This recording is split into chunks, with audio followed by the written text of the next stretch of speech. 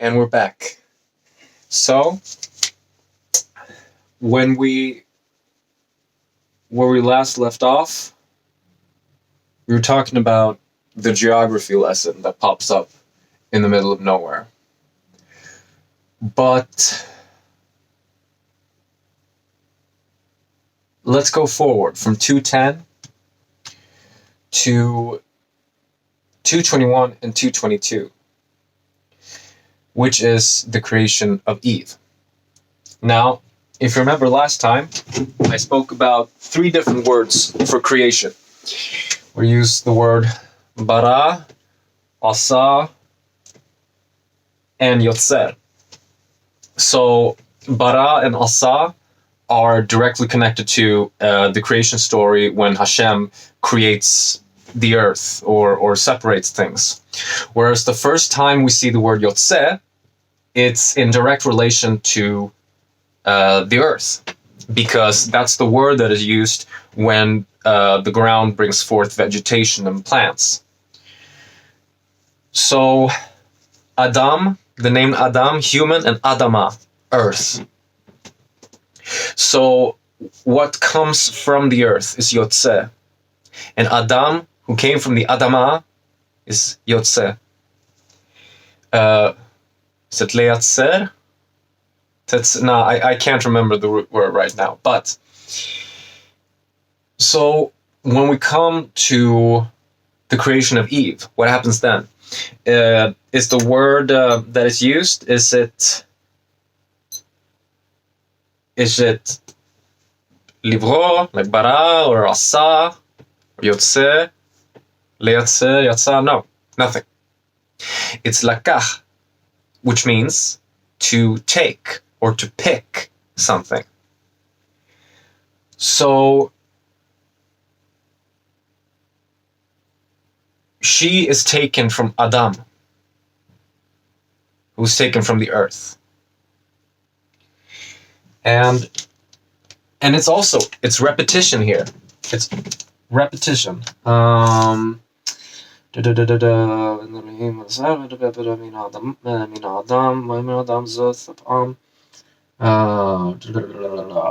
are we? Yes, 21. תדמה על הארץ וישן ויקח אחת. דרלה בשר ויאמן אשר לקח מן האדם. ועם עצם עצמם ובשר בשרי לגדול אשר מהאיש לקחה. So over and over again, it's lakach, lakha, which means to pick. Now, who is it in this story that picks something?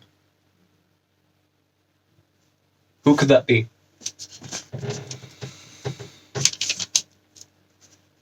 Who is it that takes something? It's Eve that takes the fruit. Pri.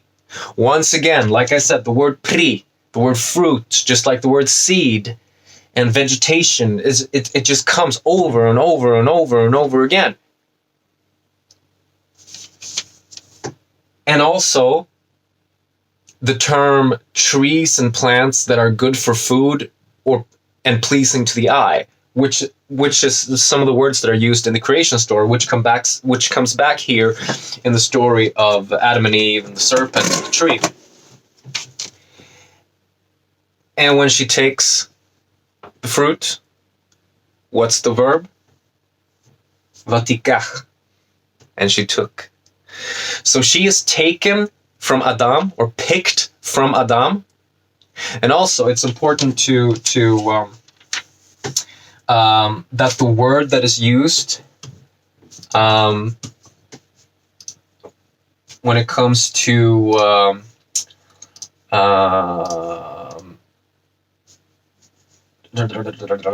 yes,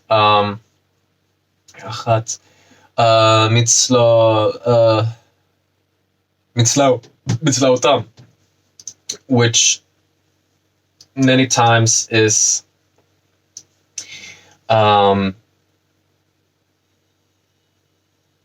it's often translated as rib, that he took one of Adam's ribs, but it can also be A more common interpretation of that word that I've heard is side, which can be interpreted in so many different ways. So he took a side of him, whatever that means, but he picked it, he took it. So the word, so Eve is picked from Adam, Adama, earth, and she's the one that picks. And now, and it says also that her name was Chava because she was the mother of all living things. And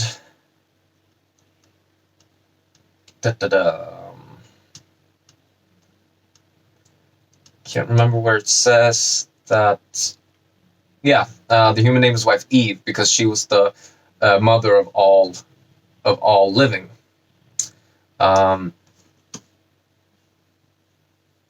Yeah, I mean it means life or living. Chava.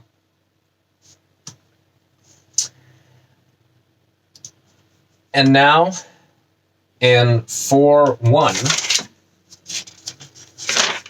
after the fruit and everything, all of that, it says, no, sorry, not four, not yet.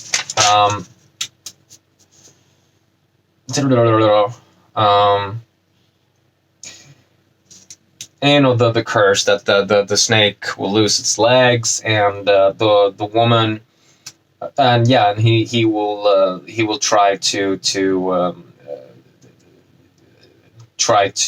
kill your children, and your suffering in childbearing will be immense, and you will have to cling to your husband to be able to survive, which is, it's a curse.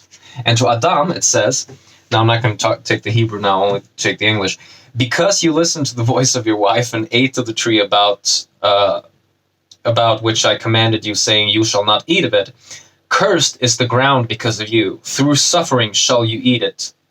Shall you eat of it all the days of your life. Thorns and thistles shall it sprout for you, and you shall eat the herb of the field.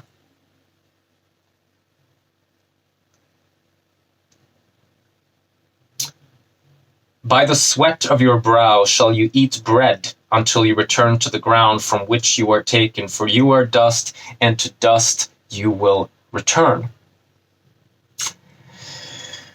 So, it says it right here. You are cursed to work the ground.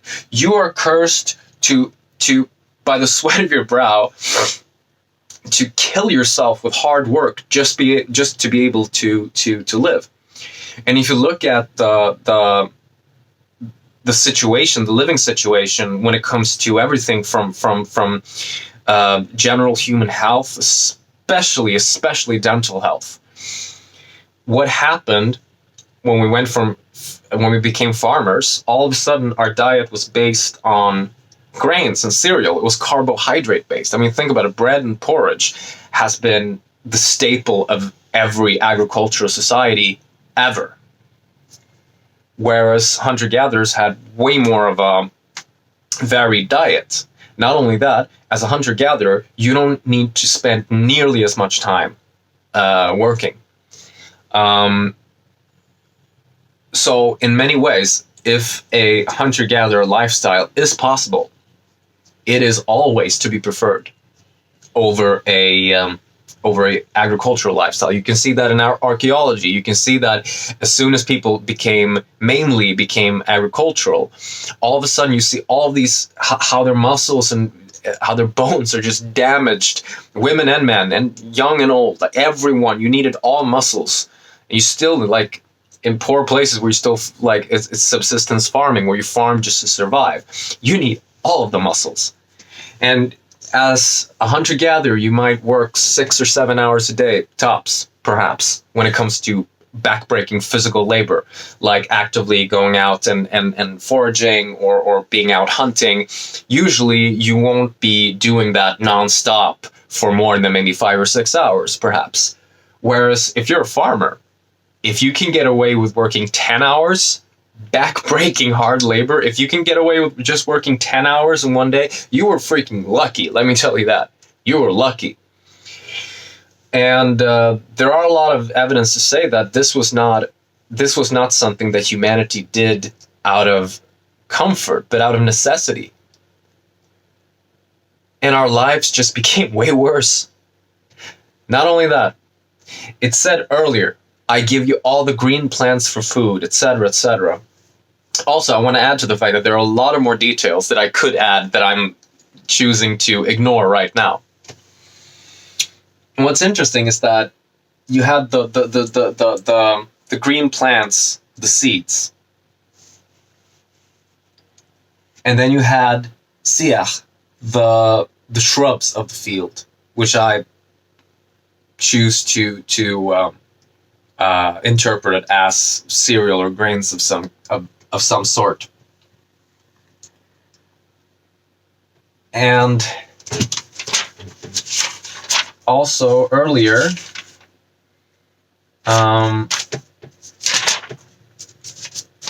in the 130,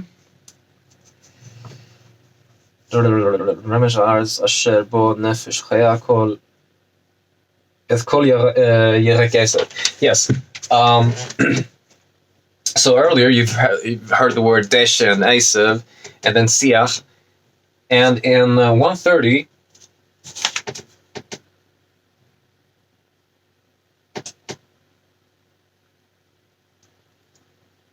in 129 and 130, it says that I had given you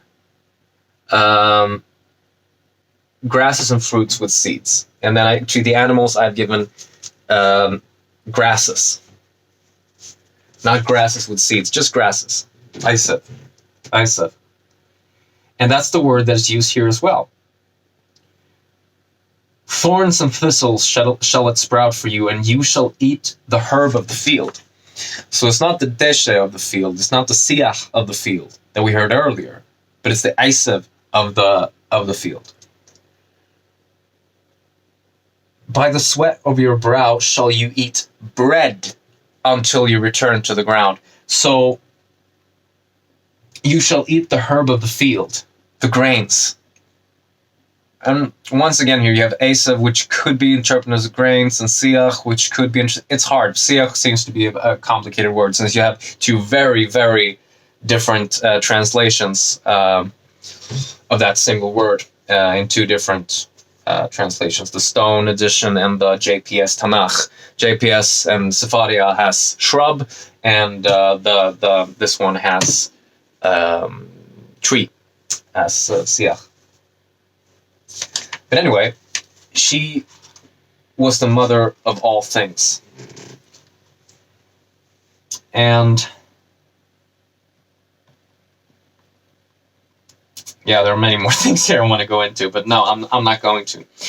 So Hashem banished the humans from the Garden of Eden to work the soil from which he was taken. Lakach, once again.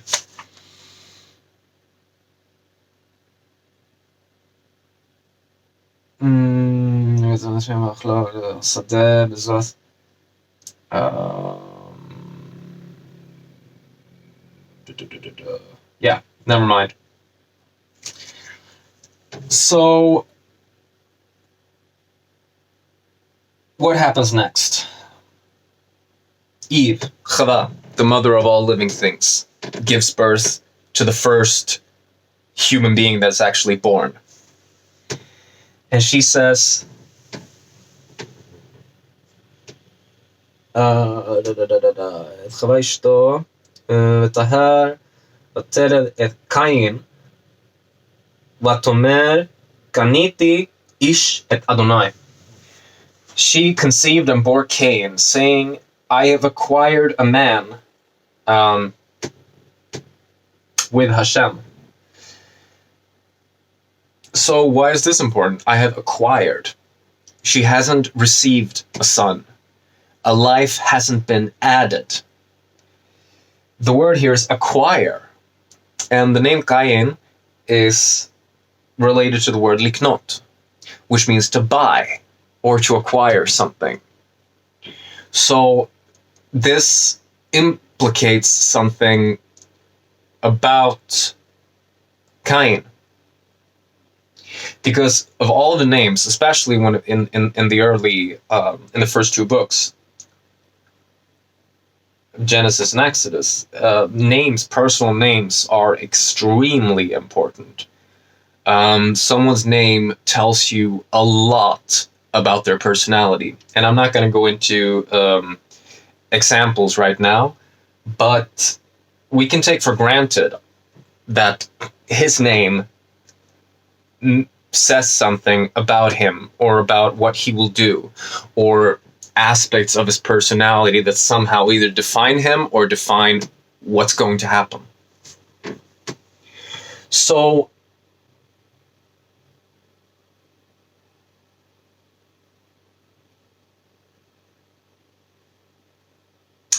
it's there, Hevel. And that's really all it says. It just says that she conceived and bore Cain. It said, I have acquired, and this one, it says, I have gained a person with the help of Hashem. And then right after, it says, and then she then bore his brother Abel, and Abel became a keeper of sheep, and Cain became a tiller of the soil. So Cain is a farmer. He's an agricultural human being. Abel is not. And what does the word, the name Abel mean, or Hevel, which is the Hebrew name? It can mean vapor or breath. And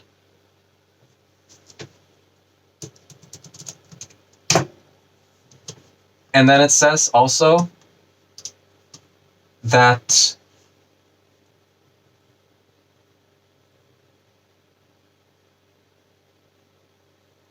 he became a herder, a keeper of sheep.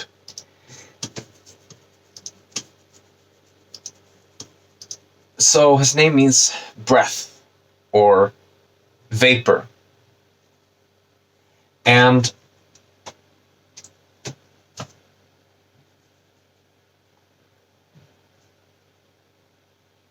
the interesting thing here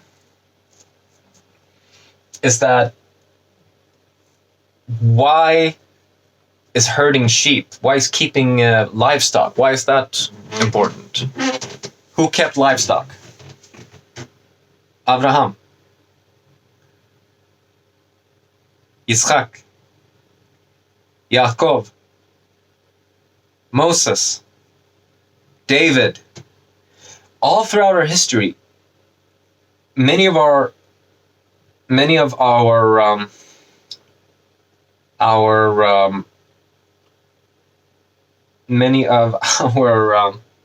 patriarchs and our prophets, many of them, and kings, kept sheep. Now, what do you need to be able to? What do you need to be able to do to take care of a flock of animals? What do you need? You need to know tons of stuff. First of all, you need to be able to actually make sure that all the sheep are there. You need to be able to tell, not by counting, but just by surveying quickly. You need to be able to tell, oh, there seem to be a couple of ones missing. And let's say that there's a lamb that's run off, like in The Prince of Egypt. For all of us who grew up with that movie, you know, when in the burning bush, he sees it because, you know, he chases after a little cute lamb that's gone away. So you need to be able to take care of large groups, and to be able to take care of the weak ones. If someone is left behind, you need to be able to be the one who still is in control, or still knows what's going on with the bigger picture. But the weak ones, the ones that are easily forgot about, you need to be able to take care of them too. Not only that, robbers, wild animals, You need to be able to use a bow, probably use a spear or a sword or something like that. Definitely a bow and arrow. You need to have a good sense of nature. I mean, you need to be able to orient yourself. I mean, I could go on and on. As when you keep livestock, classically, like in the old way, you need to be like a Renaissance person, basically. You need to know so many things to even be an okay herder. What do you need to be able to be a farmer? I mean, of course, if you ignore the obvious parts of it, like knowing when to sow, when to plow and sow and reap, and kind of how different sorts of plants grow, and etc., etc. Sure, you can learn that. That's just, or someone else can do it for you. But basically what you need is muscle. You don't need a brain. You need to be able to plow and do that shit day in and day out, day in and day out. So how is the relationship different in their job? I mean, how much love does Kain feel for his plow? How much love does he feel for the ox that pulls his plow? If he even has, or if he even has an ox or whatever. His goal is to make sure that that field is plowed, no matter what. And he's suffering. And I'm suffering, so the ox can have to suffer too. It's just go, just go, want to get this over with. That's the complete opposite to what Abel needs to be able to do. He needs to be able to love his animals, to know his animals, to take care of his animals, and make sure they have good lives.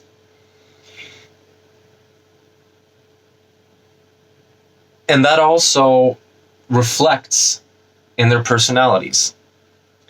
Now, what would you say is more what do people want more? Is it a fistful of dirt, or is it an apple? It's an apple. An apple is sweet. An apple is tasty. It's healthy. So there's a difference between taking one apple because you're hungry, or stripping the entire tree bare and selling off all the apples. Because you don't have any love for those apples, but perhaps someone who comes there every other day and just picks one apple, he or she might come there and just, they're all gone. Maybe that person has broken branches and now it's not going to grow as nice again. And to me, the person who strips the tree, that's Kain. And the person who comes and picks one or two every other day, that's Abel. So if Adam is Adama, he was the first one. And Kain, who was the firstborn, is the one who works the earth. And Chava, Eve, is the mother of all living things. And Abel, his name, means breath. So something is happening here. Something is going on just by their names. And the fact that Kain came before Hevel, or Abel, I don't say Abel, I hate that, it's Abel. So I think that the Torah is trying to tell us something about them as people. Because why did the snakes speak to Eve? You know why I think so? Because I think that she was the more intelligent one. That's my honest opinion. I believe that Eve was the one who really had good insight. Because she was the fruit that was picked. She was the result of what was taken from the ground. She was picked, like she picked the fruit. If the snake spoke to Adam, I don't think he would have even understood it. Because in a sense, you could... I would also make the argument that they are children. They're acting like children. Basically, you have Hashem told them, do not eat from this tree. And then you have the snake coming in and says, oh, come on. He's just scared that you'll become like him, you know?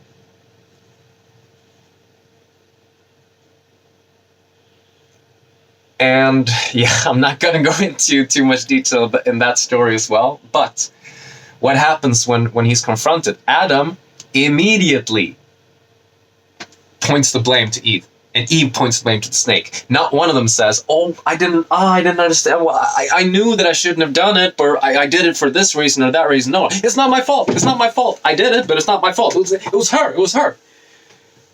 And she goes, oh, it was the snake. It was the snake. So they're kind of like children. And then they have children. Children that they don't know how to raise, because in many ways they are still children.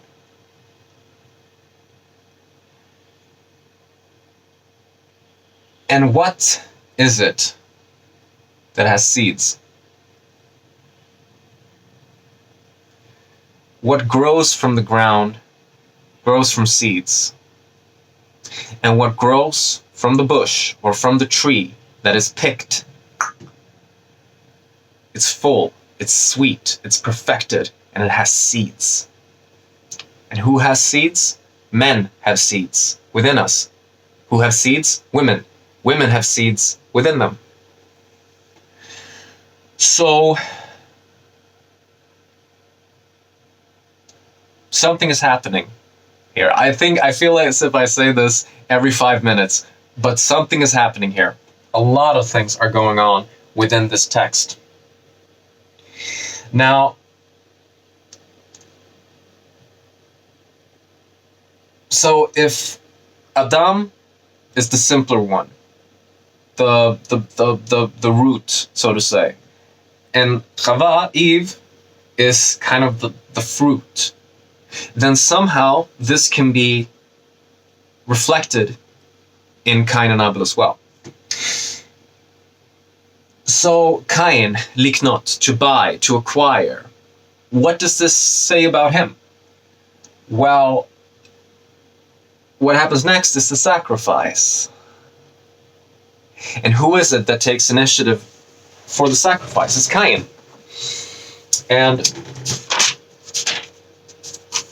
And after a period of time, Kain brought an offering to Hashem of the fruit of the ground. And as for Abel, he also brought the firstlings of his flock, and from their choicest. I'm not sure how to... the choicest of the firstlings. So what we have here is as... And Cain became the tiller of the soil in 4:2, and then in 4:3 directly we have the korban, the offering. Now, the Hebrew word for an offering that's made as a sacrifice is korban. Now, does it say that Cain took the first fruits of his harvest? No.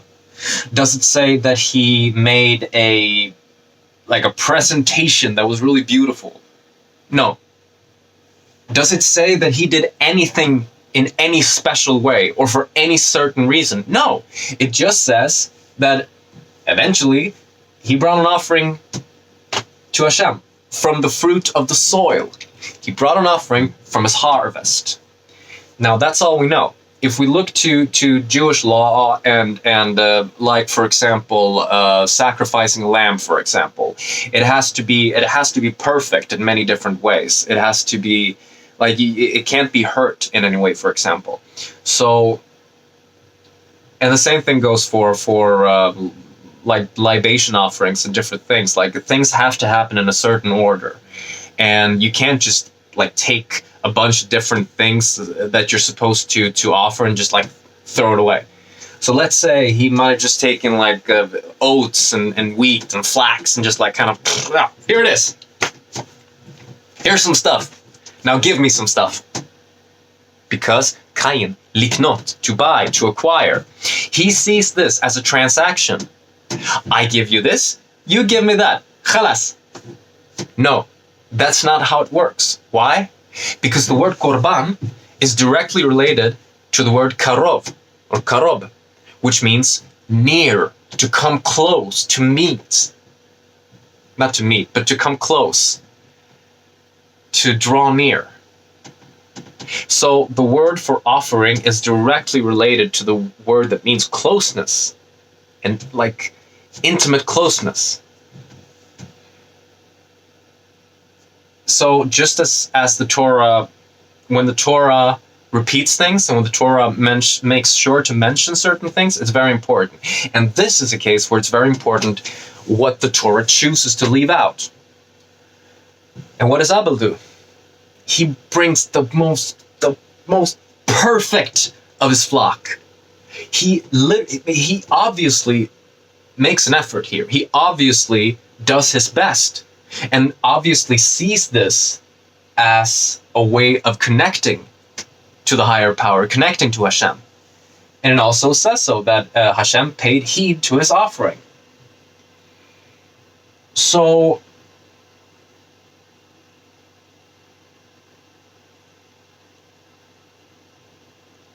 and also, but yes, it's karov, korban, but we also have the word mincha, which is the word that is used here. And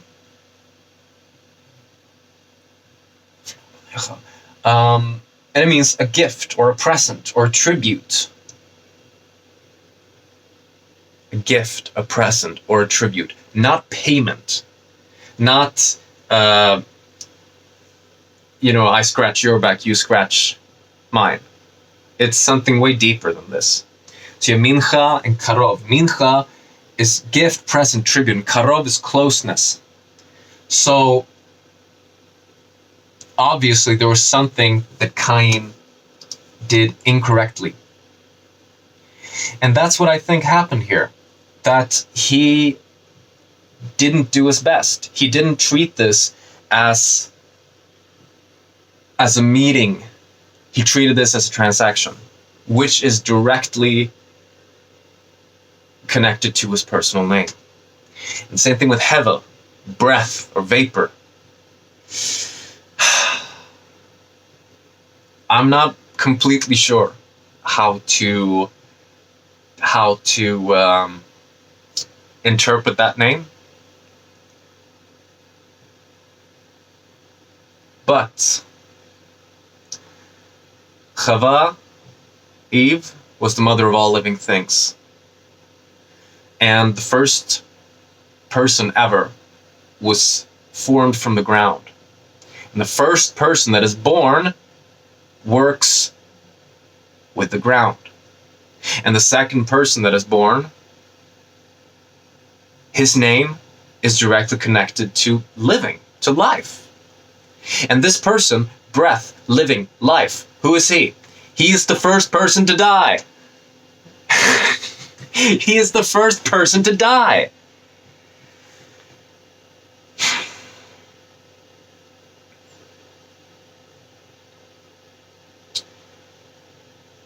And then, after Cain's bad offering, or transaction, Hashem asks him, why are you annoyed? Why has your countenance fallen? Surely if you improve yourself, you will be forgiven. But if you do not improve yourself, sin rests at the door. If its desire is towards you, yet you can conquer it. I mean, this is like a father speaking to his child. I understand you're angry, you are disappointed, but you have to understand that you need to learn from this. And you can't let your bad sides take over you. You need to grow as a person. And it's just so dark. It is so dark because he has, it's just like it's what is it? Four sentences, really. Why are you annoyed? Why is your countenance fallen? Surely if you improve yourself, you will be forgiven. But if you do not improve yourself, sin rests at the door. Its desire is towards you, yet you can conquer it. He literally says that this is a fight. This is hard, but you can do it. I believe in you. So obviously, he didn't do his best. He didn't try. And yet he is angry. Like, I want this. This is mine. I should have this. Now. Liknot, acquire, buy. And what is the first thing that happens after this father to son talk? Like, I know, son, you can do it. You're better than this. Like, what happens? He kills his brother. That's literally the first thing that happens after this. He kills his brother. And earlier, when Adam and Eve were thrown out of the Garden of Eden, Adam is told that you'll have to work the ground. Thorns and thistles will it sprout for you. The ground will be cursed, but you will have to live off of it. And Kain, he was the tiller of the soil. He was already forced to live by that. And it doesn't say that he knew anything else. And I mean, it seems to be implied that he wasn't really the most spiritual or maybe even intelligent person, but obviously he was a good worker. And this is something that's going to come back, especially in the story of Jacob and Esau, where we're talking about archetypes here, where Esau is more like Kain and Jacob is more like Abel. And it said, Hashem said to Kain, "Where is Abel your brother?" And he said, "I do not know. Am I my brother's keeper?" And then he said, "What have you done? The voice of your brother's blood cries out to me from the ground. Therefore you are more cursed than the ground, which opened wide its mouth to receive your brother's blood from your hand. When you work the ground, it shall no longer yield its strength to you. You shall become a vagrant and a wanderer on earth." So I mean, there's so much happening just in this part. The voice of your brother's blood cries out to me from the ground. I mean, the philosophical and poetic undertones and overtones and implications of that, yeah, it's too much. Therefore, you are cursed more than the ground. I mean, the ground was already cursed to be hard to get food out of. You are more cursed than the ground. When you work the ground, it shall no longer yield its strength to you. He will no longer have a harvest again. You will become a vagrant and a wanderer on earth. So not only can he can't even sustain himself anymore. He can't even be a farmer, which is the only thing he knows. So he just has to wander the earth. So he doesn't even have that. Now he has nothing. And I also think that the story of Kain and Abel tells us a lot about human nature. I mean, all these stories are about human nature. That's why I love Genesis so much, because all these stories about patriarchs and everything, it's to teach us about what it means to be a human. And in that sense, it doesn't really matter to me how much of this is historical and how much of it is myth. I don't give a damn. Because I think that these mythologies, these stories, the people in these pages are actually more real than any person who has ever existed. Because these characters, these people, tells us about humanity. It tells us about what it is to be human. And what is a recurring theme later in Genesis with the patriarchs? Anyone remembers? Fertility. How many droughts are there in Genesis? How much starvation isn't it in Genesis? How many women are childless in Genesis? Childlessness, starvation, droughts is what always pushes the story forward in one way or another. From Abraham and Hagar and Sarah, Ishmael and Yitzchak, and later with Jacob and Esau and Joseph and his brothers, and You have all of these different things, everything, fertility, love, jealousy and between wives, and jealousy between brothers and sisters, but it always comes back to fertility, to water, to all of these things.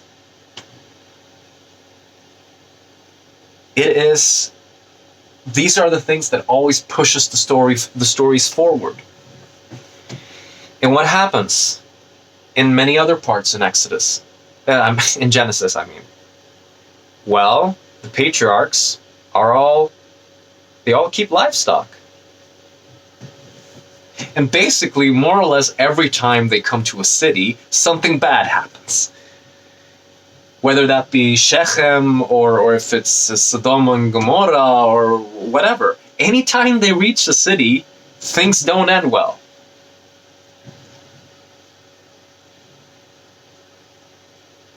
So it's almost as if something about agriculture and civilization and living in cities and all of that, and being tied to the ground, tied to one place, and living in conditions that are really unnatural, that something happens to us. And we need to be able to, because now we live in a civilization. We've been agriculturalists for the last, I don't know how many years it is, 10,000 years? No, not 10,000 years, but thousands of years we've been agricultural. So, I mean, it's not as if we can just go back to something simpler. No, we can't. But I think that many of these stories are about, like, we had to become farmers. We didn't want to. This was a curse. And to live in the world, but not to not be a part of the world. To live in a world that is full of Kains. Be an Abel in a world of Kains. Be a Jacob in a world of Esau's. Be a Moses in a world of Pharaohs. So, many of the things that I've talked about in these two videos is directly connected to later stories as well, in the sense of the themes of fertility, of water, droughts, and all of that. And yes, I believe that these stories help us understand what it means to be human and how we got here. So, yes, so that's me. It's been, all in all, it's been, with the last video, it's about an hour and 10 minutes now. Thank you very, very, very, very much for listening to this. And hopefully I've given you some ideas and some thoughts. And hopefully you didn't think that I was talking complete crazy stuff. And I want to get back to this next year. And because I really, really, really, really want to dive deeper into this and try to develop this hypothesis even further and see if there might be something to it, or maybe I'm completely wrong. I have no idea. I want to double check, because there are definitely things that I've missed. And like, if I've said something wrong, I said that this is the first time the word siach is used. Maybe it isn't. Maybe I missed it somewhere. Maybe maybe that was used in another. Maybe I just missed it. So please do, if you have any thoughts, any comments, please leave a comment here. I think that's better than writing DMs in this case. So yeah, thank you very much. I won't do what I always do and speak too much. I've already spoken way too much. So I'll just say this. Thank you very much. Bye bye bye.